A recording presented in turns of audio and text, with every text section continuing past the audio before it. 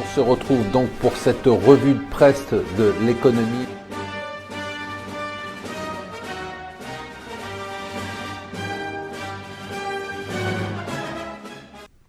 Bonjour et bienvenue sur Mon Financier pour la revue de presse de l'Écho, une revue de presse exceptionnelle, sans presse, puisque bien évidemment la presse est totalement à côté de la plaque. Elle est sortie hier soir et même si elle était sortie au milieu de la nuit, elle aurait probablement titré sur les Anglais restent dans l'Europe, retournement de situation complète. Les sondages de sortie d'urne se sont totalement plantés, les sondages de la semaine dernière se sont totalement plantés. On vous le dit depuis quelques jours ici, on s'est demandé ce qui se passait. On s'est demandé pourquoi les marchés avaient décidé seuls que ça y est, c'était fini et que l'Angleterre resterait dans l'Union européenne. Moi-même, je n'avais pas compris. Ça fait plusieurs jours que je me posais la question de savoir si les marchés savaient des choses qu'on ne savait pas.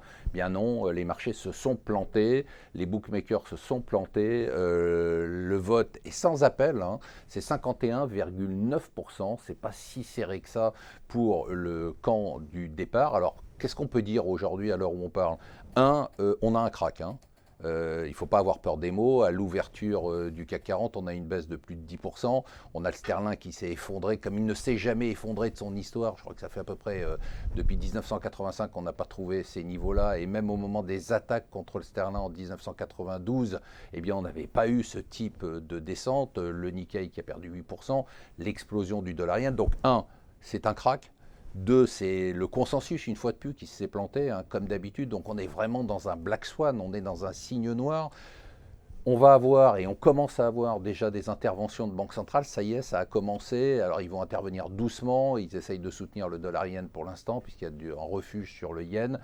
Mais ils vont être obligés d'intervenir régulièrement et d'intervenir notamment sur le sterling. Ils ne peuvent pas renverser la tendance, mais ils vont au moins calmer le jeu. Qu'est-ce qui va se passer sur les marchés ? Eh bien, sur les marchés, on va probablement avoir la baisse qu'on a connue, une stabilisation relative, et ensuite il va y avoir une disparition totale de la liquidité. C'est-à-dire qu'il ne va plus rien se passer, tout le monde va être figé. Si vous avez un portefeuille d'actions, c'est pas le moment, vous allez vous dire, c'est pas le moment de vendre. Si vous avez à acheter, et vous avez des liquidités, vous n'aurez pas envie d'acheter. Donc on va se retrouver avec une évaporation totale de la liquidité, surtout que les banques aujourd'hui ne sont pas prêtes, c'est-à-dire qu'elles vont devoir se mettre à réfléchir. Donc elles ne peuvent pas aujourd'hui, les ordres qui vont être donnés dans les salles de marché, c'est surtout ne faites rien. Ne faites rien parce qu'on ne sait absolument pas ce qui va se passer. Si je suis une banque à Londres avec des traders à Londres, aujourd'hui je me dis qu'est-ce qui se passe demain ? Alors ce qui est très troublant dans toute cette affaire-là, c'est ce qui va faire la difficulté, ce qui va être, à mon avis, l'impact terrible d'un point de vue économique et d'un point de vue de marché, c'est qu'on est dans une situation qui ne va pas, comme Lehman, se déboucler, ça y est, la nouvelle, et puis derrière, la crise. Non, on est dans une situation totalement inédite qui va pouvoir durer sur 2 ans, 3 ans, 4 ans. Donc en théorie, dès que les Anglais demandent la sortie de l'Union européenne et activent ce qu'on appelle l'article 50, eh bien il y a 2 ans pour sortir. En réalité, ils ne vont pas se précipiter pour demander l'article 50. Ils vont essayer de maintenir Cameron un peu en place pour lui donner un peu le mauvais rôle.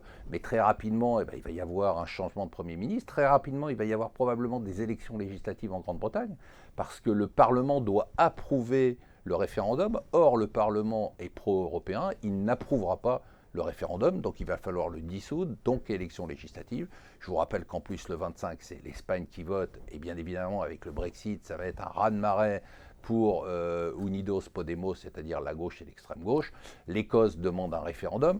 L'Irlande du Nord va demander un référendum, la Catalogne va demander un référendum. On est parti sur un cycle de plusieurs années de troubles. Je crois qu'il faut avoir conscience qu'on vit des heures historiques, qu'on vit des heures fascinantes d'un point de vue économique, d'un point de vue politique, d'un point de vue financier. On suivra tout ça ensemble sur Mon Financier et on restera proche de vous pour vous donner des conseils.